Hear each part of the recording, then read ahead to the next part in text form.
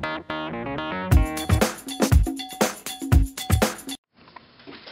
everyone, my name is Nubia Granados on ABC News. We are here today with Kathy Kamuta and Dora Aviles. These two ladies are historians in transportation of the 1920s. Dora is an expert in automobiles and Kathy Kamuta is an expert in aviation. Please welcome today Dora Aviles. How are you today? Good, how are you? Have a seat. Okay. So we're here today to talk about transportation. I'm going to give you guys a little background information about this topic. Alright. Two new forms of transportation, the automobile and the airplane, dramatically changed the American way of life in the 1920s. By the 1918, however, more than 7 million cars were on the road. Americans have begun a long love affair with automobiles. Now today we have some questions for Ms. Aviles. Shall we start? Alright, first question. How did Henry Ford change the way cars were produced? Well, Henry Ford, more than any other person, was responsible for the explosion in the number of automobiles in the United States in the 1920s. In 1913, Ford decided to apply the scientific management ideas of Frederick W. Taylor to the production of automobiles. Scientific management engineers studied even the simplest jobs to find a better way to do them, and soon developed a whole new way of organizing factories. Ford applied those ideas to the automobile production process. His assembly line process reduced the amount of time it took to produce a finished Model T automobile from 14 hours to 93 minutes. By 1925, a new Ford automobile was coming off the assembly line every 10 seconds. In today's show, we will be asking Mrs. Aviles a couple of questions. Alright, Mrs. Aviles. First question.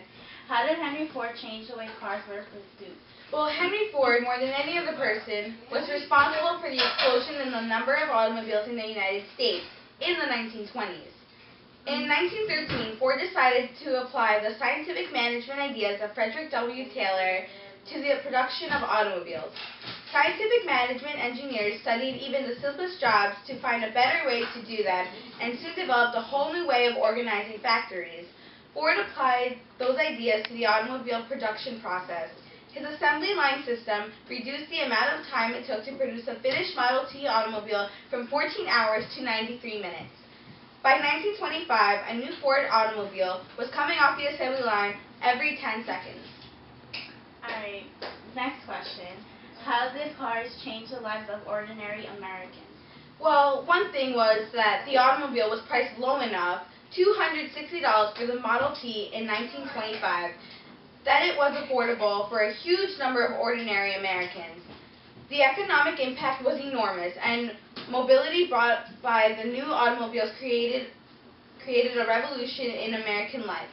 By the late 1920s, 23 million cars were registered in the United States, and the automobile industry became the biggest in the country.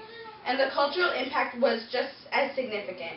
The automobile allowed isolated farmers to travel to the city and urban skilled workers to find cheaper housing beyond walking or streetcar distance of their jobs.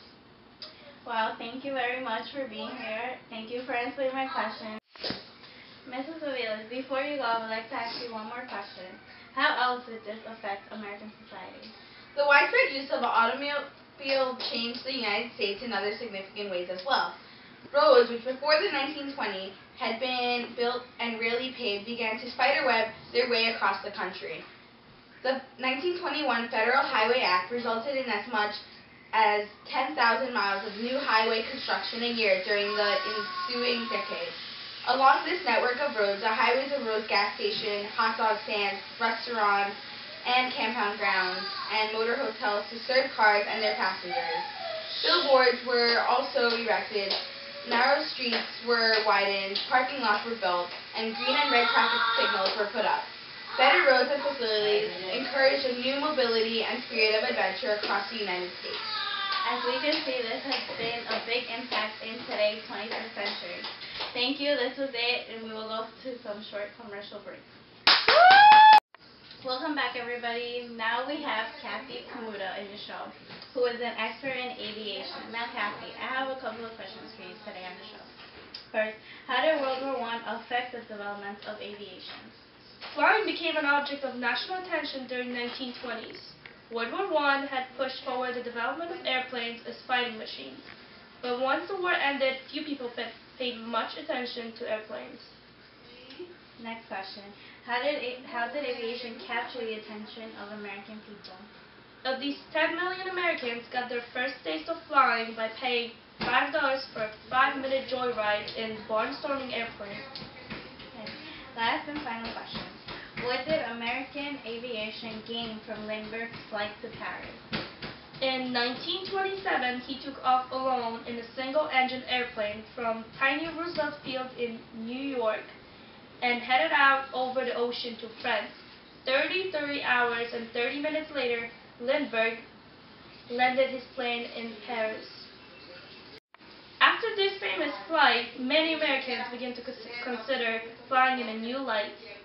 Well, thank you. You've answered my questions. And this is it for today, guys.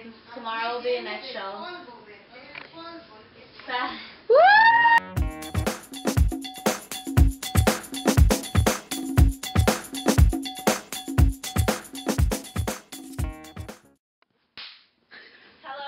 My name is Zubia Granados. On ABC News, we are here today with Kathy Kamuta and Dora Avila.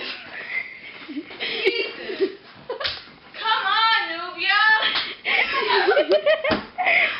Okay, what the hell are you doing? You know what we should do? No. Mrs. Avila, thank you for my questions, but I would like to ask you one more question. Stop.